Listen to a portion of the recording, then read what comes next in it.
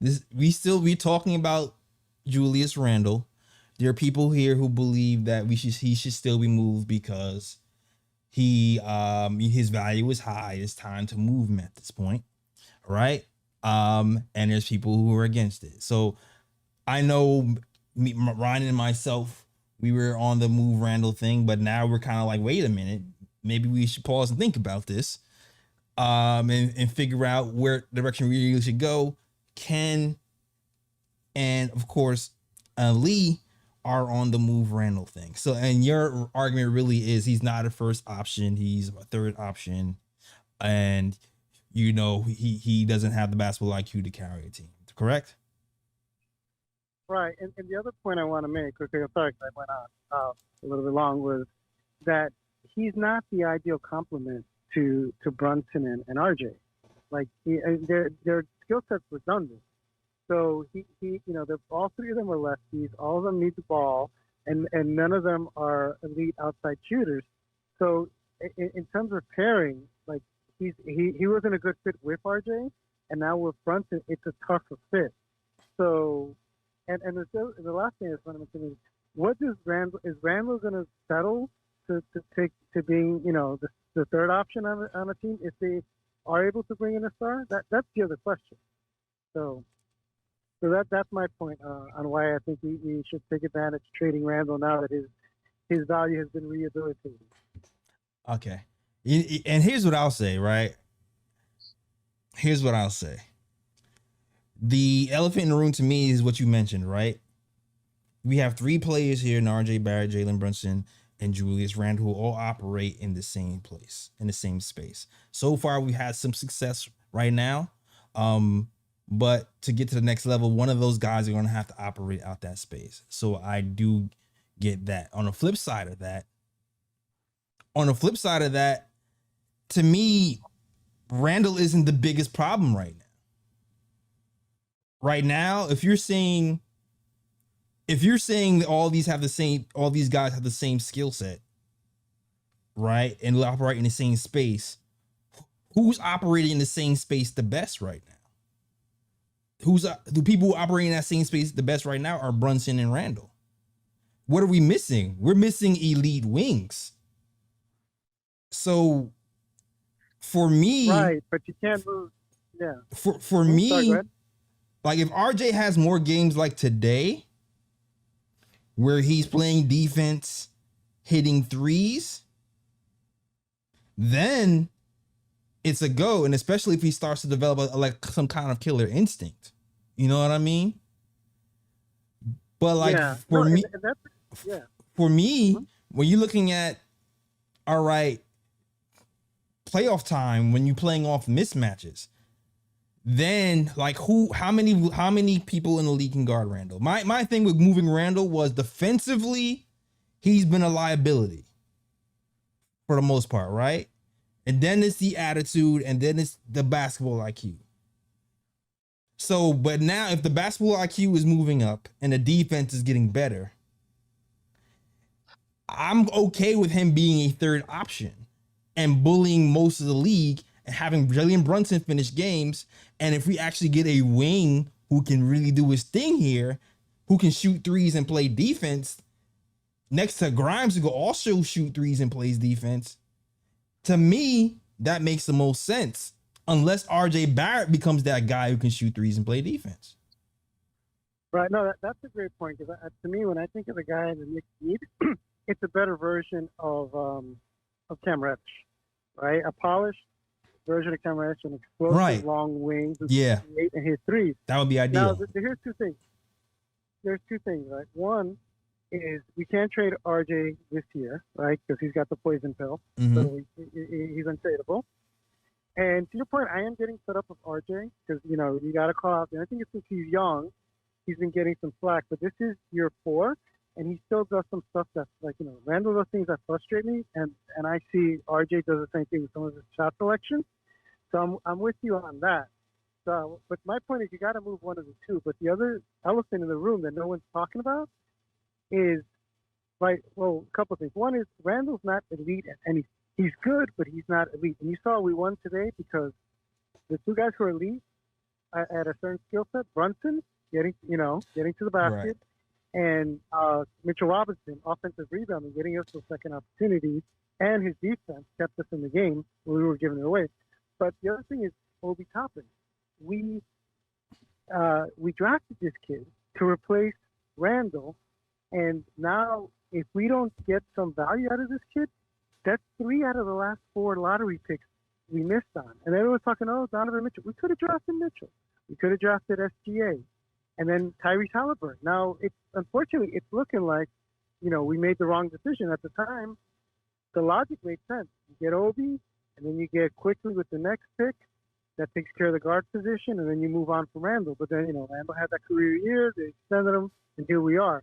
So the thing is also, what do you do with Toppin? Because to me, is if you move Randle and you get some sort of value, right, and you slide in Toppin, you get Toppin an extension. It's going to cost you less than half of what you pay Randle, and he's actually a better fit offensively. Now, granted, his defense needs to improve, but offensively, he's a better fit with the other players. So that's just my point. Like I said, I'm not into trading, just giving away good players, and Randle's got better. But I think if the Knicks want to get to where they wanted to be a contender, to your point, either RJ or Randle's got to go. I just don't see this continuing. So that's all I got on that. I understand. But you made some great counterpoints, and I totally get where you're coming from, and I agree. I understand the Obi point too. Thanks for calling in, Ken. Great job, even Ken. with the Thank you, guys. Yes, thank you. Even with the he doesn't do anything elite thing. We just need him to dominate his matchups. He doesn't have to if he's so big, he can cause double teams and he can make easy shots and give Brunson plays off. That's all I really need. If you're a third option, that's all you need to do. You don't need to be all-star to be a third option. That's all I'm really trying to say. Go ahead. I don't know, Ryan or Lee. I know you've been waiting patiently. I would love to respond to what Ken said, because I agree with the basis of his argument. I read his article actually multiple times today to really synthesize what the crux of his argument was, and I think I agree with it pretty much in whole. Mm-hmm. Now, Julius Randle is our best player, and I think in theory should also offer us the best return if he's traded. And there were moments early in the season when I would have traded him for Cam Johnson and Jay Crowder and no picks. I mean, at this point, he's revitalized his trade return much higher than that. In fact, at this point, I wouldn't trade him for more than 2 first-round picks at this point, at this juncture right now, because I think it's been enough of a sample size to determine that he's turned around, not just because of his game, but his effort on the defensive side of the ball, which accounts for a lot. Facts. The reason I think we should trade him is if we don't, then RJ Barrett must go. And I agree that RJ Barrett and Julius Randle are not a great fit on the court. I disagree that Brunson and Randle are not a great fit. I think actually those two have developed a pretty solid chemistry and play a good 2-man game. Yeah.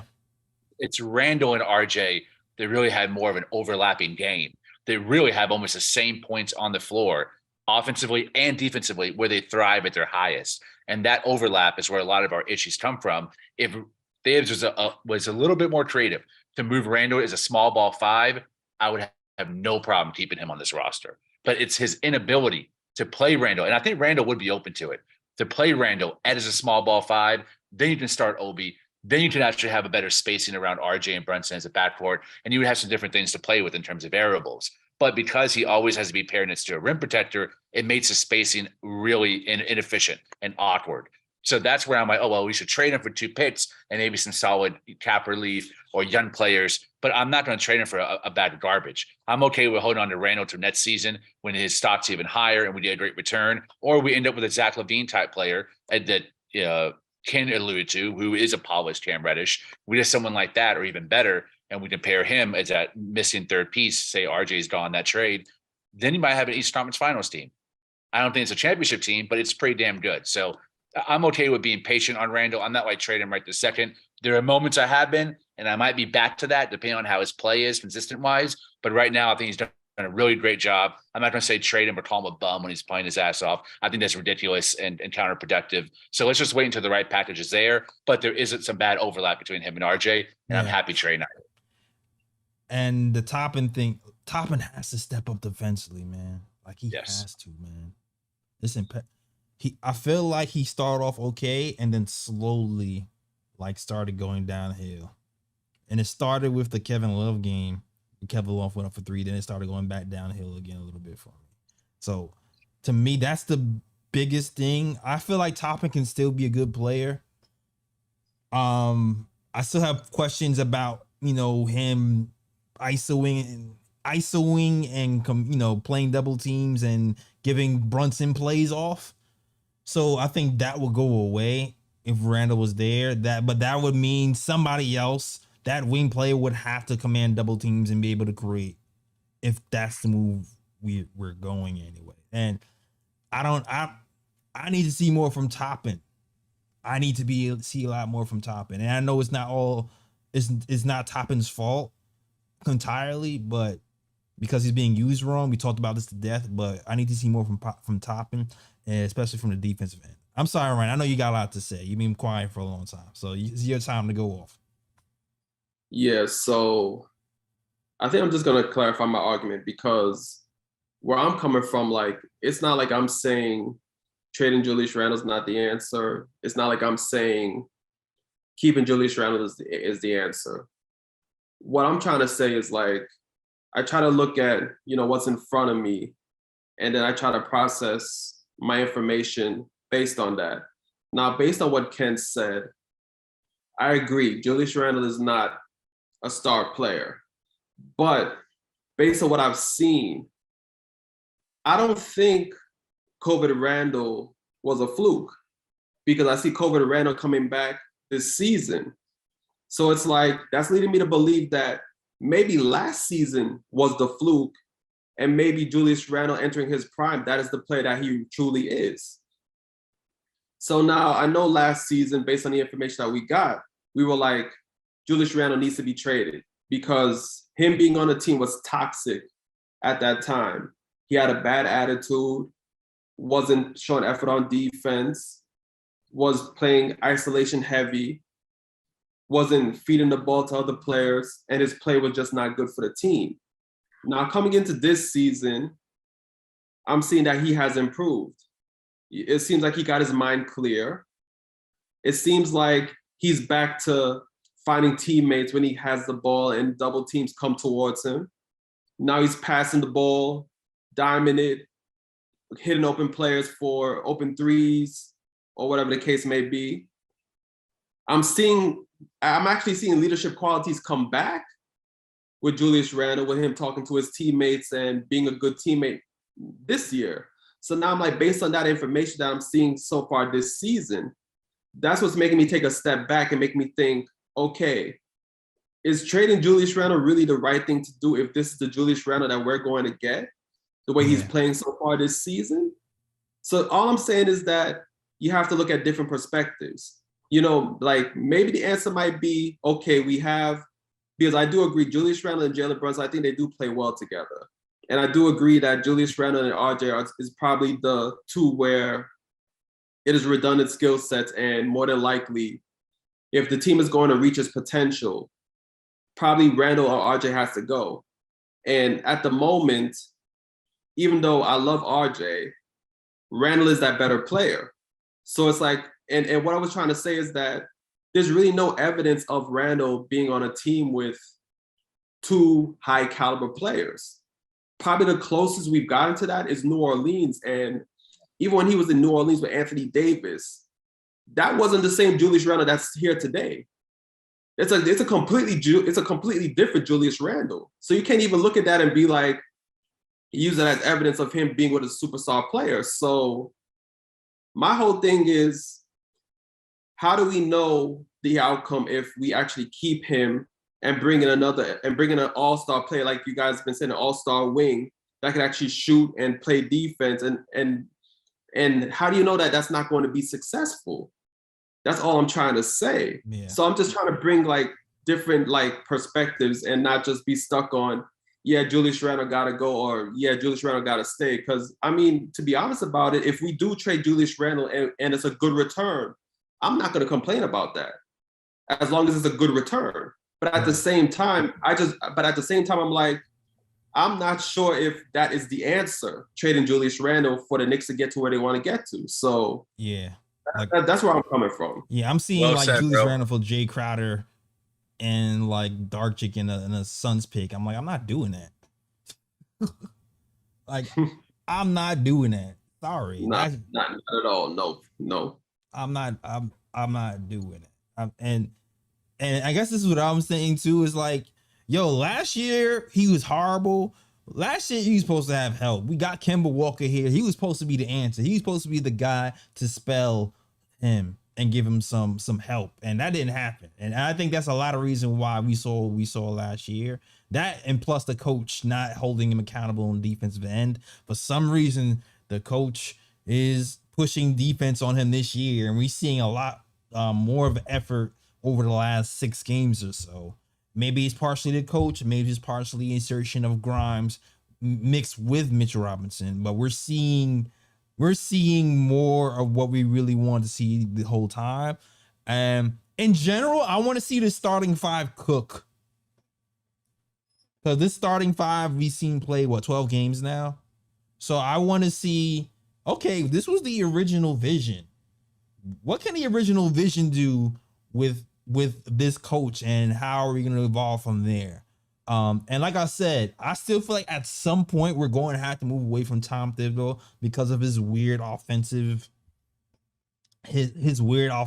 schemes, not scheming, like the ISO play at the end, like stuff like that. But you know, he's done a pretty decent job this year, man. I can't he just has. Okay, cool. And if you guys don't have a rebuttal, I'll go to the phones. Go to the phones. Let's go.